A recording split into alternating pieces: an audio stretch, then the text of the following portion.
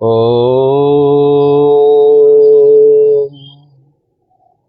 यं ब्रह्मा वरुणेन्द्ररुद्रमरुतः स्तुन्वन्ति दिव्यैस्तवैः वेदैः साङ्गपदक्रमोपनिषदैर्गायन्ति यं सामगाः ध्यानवस्थिततद्गतेन मनसा पश्यन्ति यं योगिनो यस्यान्तं नो विदुः सुरासुरगणः देवाय तस्मै नमः।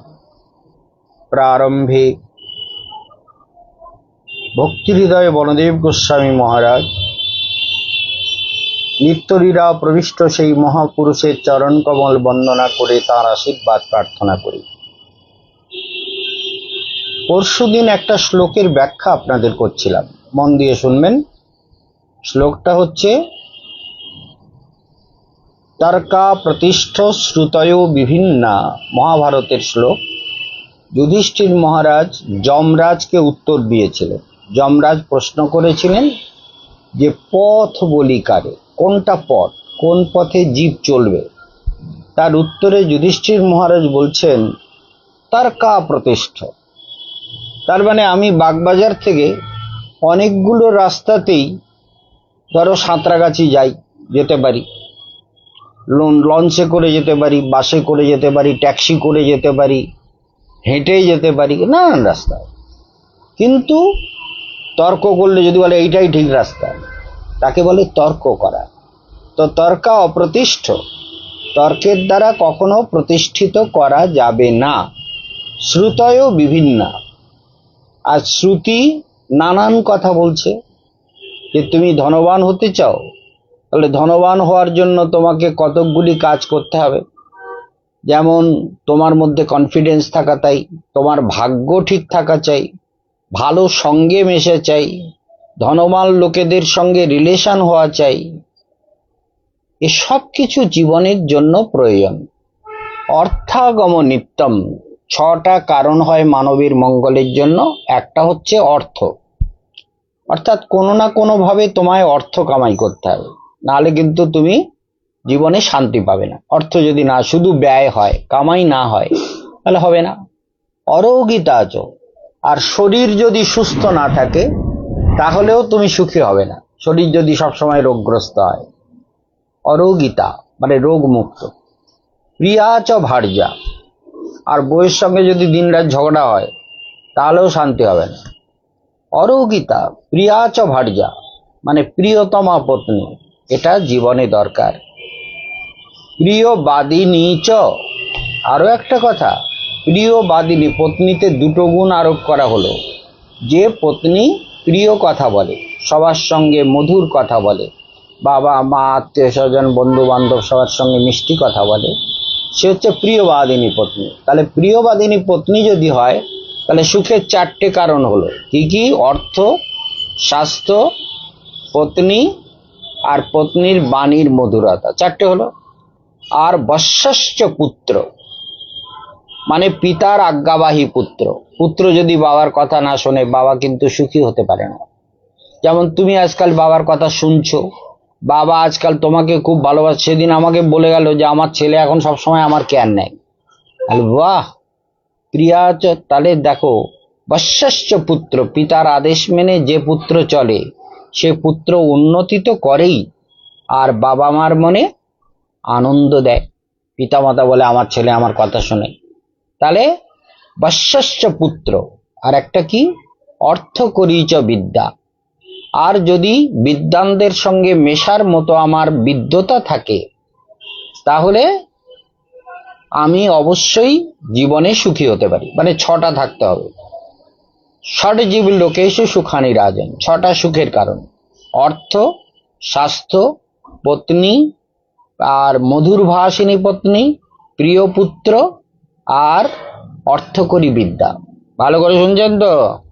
মাথায় না থাকলে কিন্তু মাথায় গাঁটটা মারবো, কিন্তু ভালো করে শুনতে হবে যে আমি বলছি। না, তুমি মারবা না, এই কি পাবা না? এর এই 6টা হচ্ছে জীবনে খুব প্রয়োজন। এর মধ্যে যদি একটা অভাব হয়ে যায় তাহলে সুখ হয় না। যদি টাকা না আসে তাহলে দুঃখ, যদি রোগ হয় তাহলে দুঃখ, যদি পত্নী মনের মতো না হয় তাহলে একটা দুঃখ, আবার পত্নী যদি আমার সঙ্গে ভালো ব্যবহার করে অন্যের সঙ্গে খারাপ ব্যবহার করে তাহলেও দুঃখ, ছেলে যদি আমার কথা না শোনে তাহলে দুঃখ, আর যদি আমার বিদ্যতা মানে বিশিষ্ট লোকের সঙ্গে মেশার যোগ্যতা না থাকে তাহলেও দুঃখ।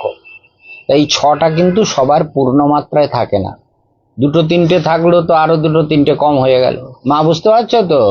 এই জন্য জগতে দুঃখ আছে, দুঃখকে কি করতে হয়? সাধনার দ্বারা ওভারকাম করতে হয়। যা হচ্ছে হতে হবে, যা হচ্ছে হোক, সহজ করে নাও।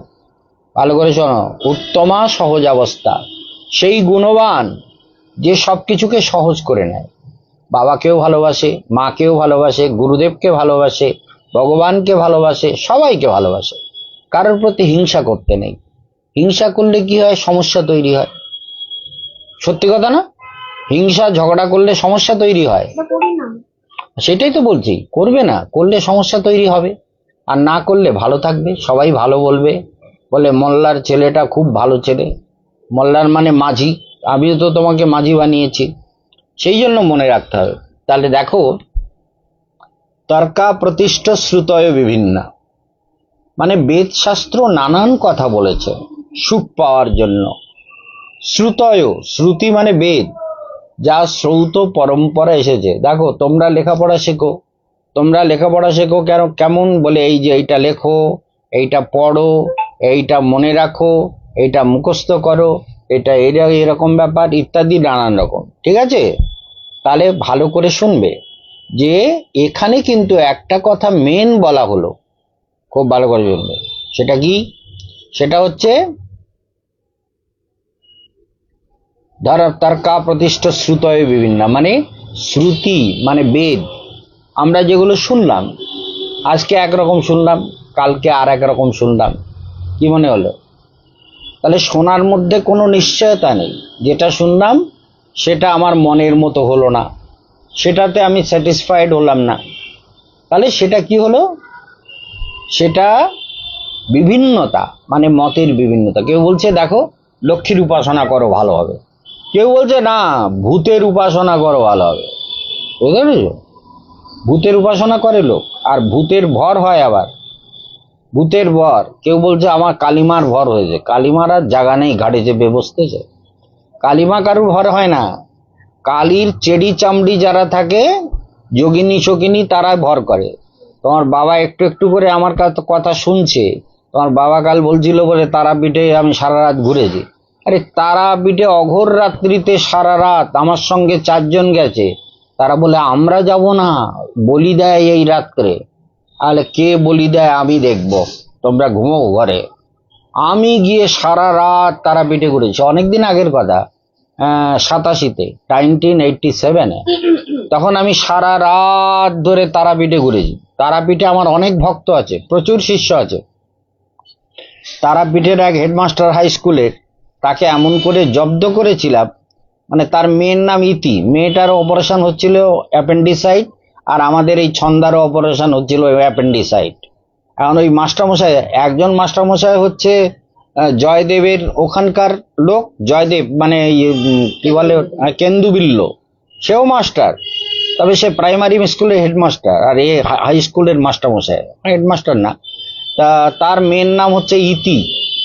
তো ইতি আর এদের অপারেশন হচ্ছিল, ওই মাস্টারমশাইয়ের মেয়েরও অপারেশন হচ্ছিল অ্যাপেন্ডিসাইট, একদিনে অনেকগুলো।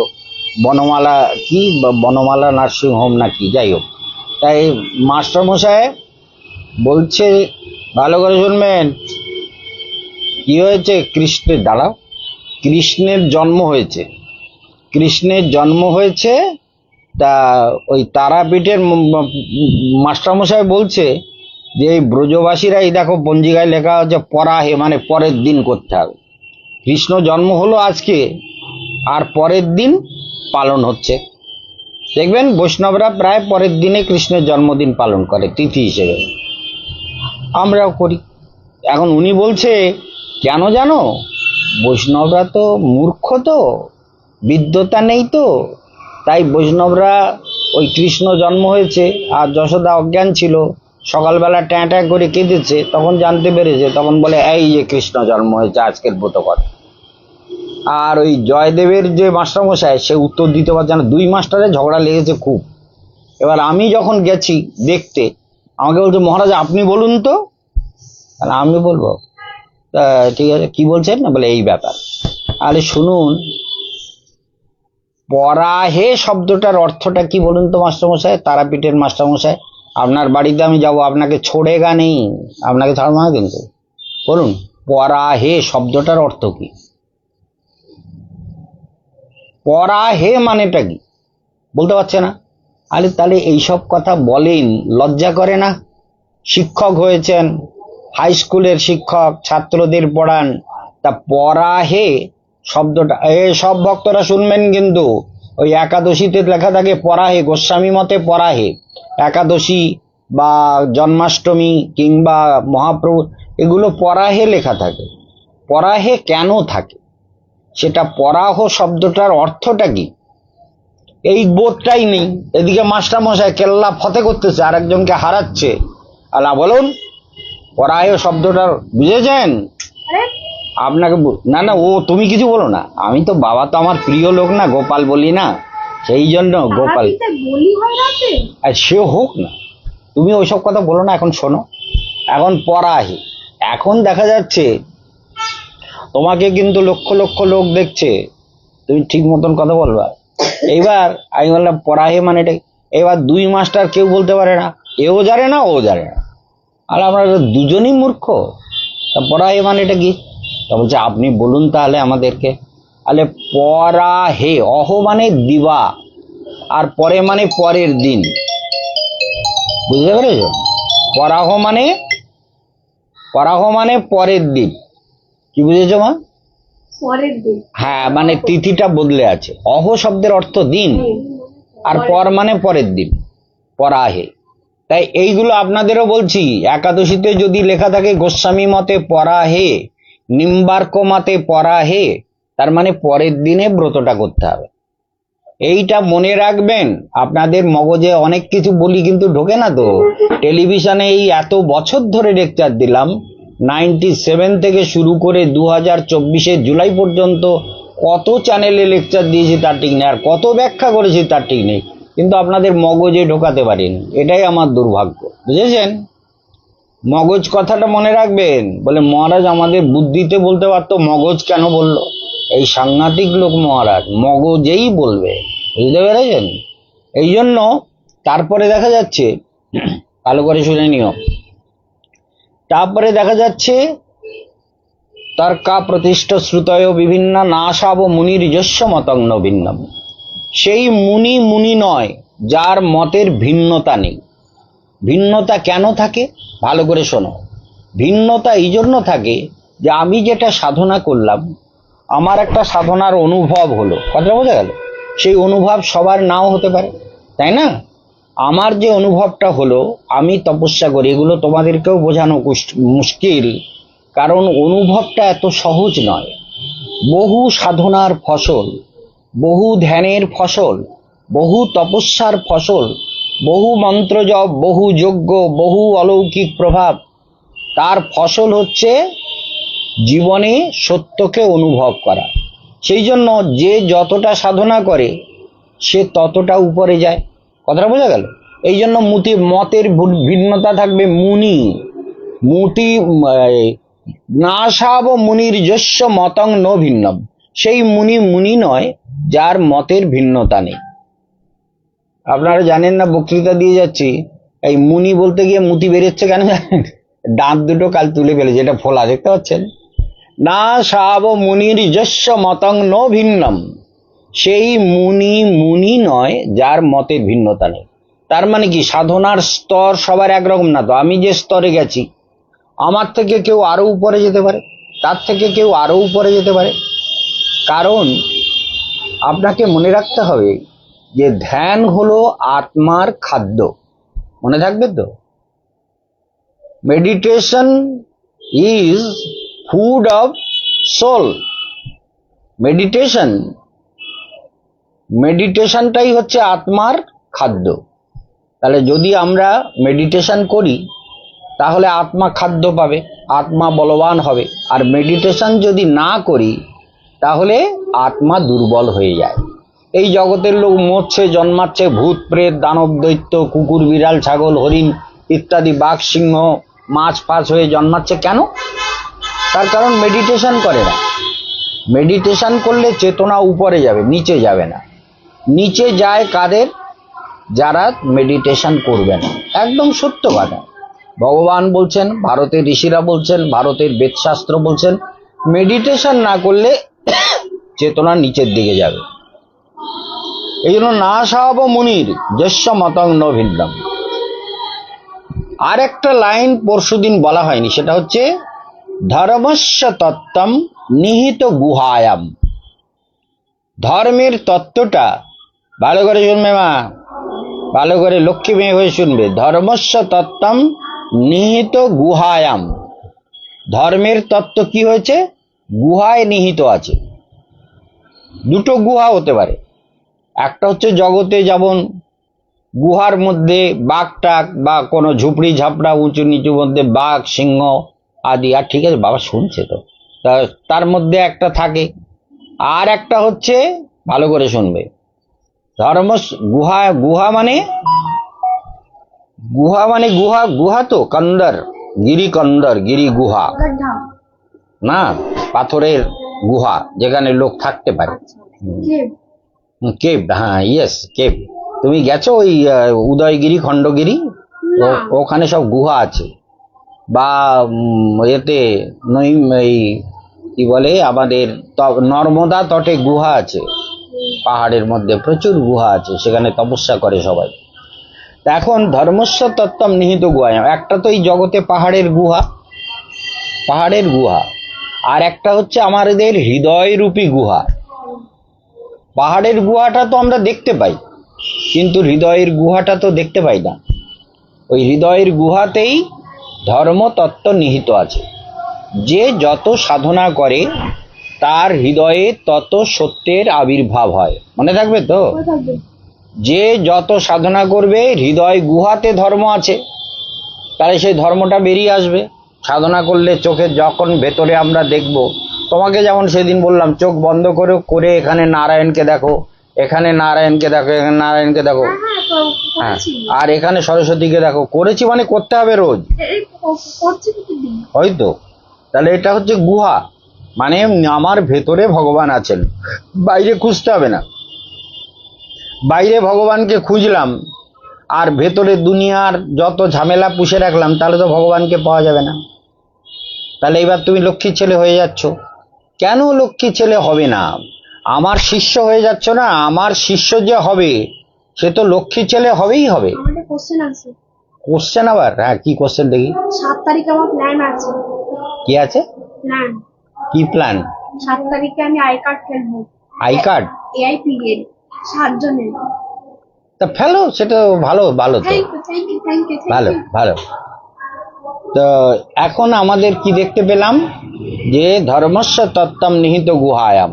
তাহলে হৃদয় গুহাতে ভগবান আছে, আর হৃদয় গুহাতে আত্মা আছে। কি আছে? আত্মা, সোল। তাহলে সোল হৃদয় গুহায় আছে। তোমার মধ্যেও সোল আছে, বাবার মধ্যেও সোল আছে, মার মধ্যে সোল আছে। সোল না থাকলে মরে যাবে। এই সোলটাই তো, বাবা বেঁচে আছে কেন? সোল আছে বলে। আমি বেঁচে আছি কেন? সোল আছে বলে। তুমি বেঁচে আছো, মা বেঁচে আছে কেন? সোল, ওই আত্মা আছে বলে বেঁচে আছে। যদি সোল বেরিয়ে যায় তাহলে মানুষ মরে গেল, তখন বলে বলো হরি পড়াও, আর ঘরে রাখা যাবে না বেশিক্ষণ, রাখবি গন্ধ বেরোবে। বুঝতে পেরেছো? তাহলে এগুলো বোঝো তো। সেই জন্য ধর্মের তত্ত্ব হৃদয় গুহাতে জ্ঞান রূপে অবস্থিত আছে। সেই জ্ঞান যে লাভ করে সে ভাগ্যবান। মনে থাকবে, সেই বুদ্ধিমান। এইবার অনেক কথা। ধর্মস্য তত্ত্বম নিহিত গুহায়াম মহাজন জৈনগত সপন্থা। পন্থা মানে রাস্তা। পন্থাটা কি? মহাজনগণ যে রাস্তায় গেছেন, আমরাও সেই রাস্তায় ভগবানকে সাধনা করব। মনে থাকবে, মহাজনগণ, মহাপুরুষগণ, সিদ্ধ মহাত্মাগণ, তারা ভগবানকে যেমন করে তপস্যা করে পেয়েছেন, আমরা যদি সেইভাবে তপস্যা করি অবশ্যই পাবো। পূর্ব মহাজন পথে চলে অনায়াসে, নব পথে উৎপাত আসিয়া জীবে নাশে। কি করে? নাশে। নাশে মানে ধ্বংস করে। নিজের মত খাটালে হবে না। মহা ঋষিরা যে পথে আগমন করেছেন, তারা যে পথে এগিয়ে গেছেন, যারা তপস্যা করেছেন, তাদের পথেই আমাদের তপস্যা করতে হবে। বুঝতে পেরেছো? আচ্ছা, তো আমাদের ভক্তদের জানিয়ে দিই যে আমাদের বুকিং শুরু করব আমরা এপ্রিল থেকে। তবে এখনো আপনারা যারা যাবেন বলে কনফার্ম, তারা নাম লিখে রাখতে পারেন, কোনো অসুবিধে নেই। আমাদের ব্রজধাম পরিক্রমার প্রোগ্রাম এবার 1 মাস 7 দিন বোধহয়। আমরা মানে 3রা অক্টোবরে যাত্রা করব, আর 7ই নভেম্বর কলকাতায় পৌঁছাবো। তার মানে 6ই নভেম্বর ওখান থেকে টিকিট থাকবে। যারা কার্তিক ব্রত করবেন তাদের নিশ্চিন্ত থাকুন, মাথা পিছু মাত্র পরিক্রমা সহ ব্রজধাম পরিক্রমা হবে। তার মধ্যে আপনার বৃন্দাবনে প্রতিদিন ভাগবত হবে, সম্পূর্ণ ভাগবত ব্যাখ্যা করব। সেটার জন্য মাথা পিছু 25,000 টাকা নির্ধারিত। মাথা পিছু 25,000, খাওয়া থাকা, গাড়িতে রিজার্ভ, গাড়িতে ভ্রমণ। আর যারা শুধু পরিক্রমা করবেন তারাও লাস্টে হরিকথা শুনতে পাবেন। তাদের যেতে হবে 29শে নভেম্বর, 29, 30, 31 আর ওদিকে 7, মানে 10 দিন যাওয়া আসা নিয়ে 10 দিনের পরিক্রমা। এই 10 দিনের জন্য 9,500 টাকা মাথা পিছু নেওয়া হবে। যারা পরিক্রমায় যাবেন যাওয়া আসা নিয়ে 10 দিন, কিন্তু 9,500 টাকা মাথা পিছু থাকবে। আর যারা পুরো পরিক্রমা এবং ব্রজধামে হরিকথা শ্রবণ করবেন তাদের মাথা পিছু 25,000 টাকা। এই প্রোগ্রামগুলো অনেকে সব জেনে গেছেন, অনেকেই ফোন করছেন। এখন আমরা বুকিং নেব না, নেব এপ্রিল মাস থেকে। যদি আমি কলকাতায় চলে আসি ভালো, না আসি তাও বৃন্দাবন থেকে বুকিং হবে। 3টে ফোন আছে তো আপনারা জানেন, সেই নাম্বারে আপনারা বুকিং করবেন। একটা হচ্ছে 8433039439, 8433039439। আর আমার নাম্বার হচ্ছে 6291299394, 6291299394। বইতে আছে সব নাম্বার। কার্ড দেবেন? হ্যাঁ হ্যাঁ, বইতে সব আছে, দিয়ে দেবো। সবাই ভালো থাকবেন। আজকের এইখানে শেষ করছে। আমাদের আজকের বর্ষার দিনে অনেকে আসেননি কালসর্প দোষ কাটাতে। আমাদের কালসর্প দোষ কাটাবার সময় হয়ে যাচ্ছে। এগুলো সব পড়াবো, পড়িয়ে আপনাদেরকে পাঠিয়ে দেবো। কারোর আলাদা আছে নাকি খবর? তাহলে এখানে বিশ্রাম দিলাম। ওম শান্তি। ওম।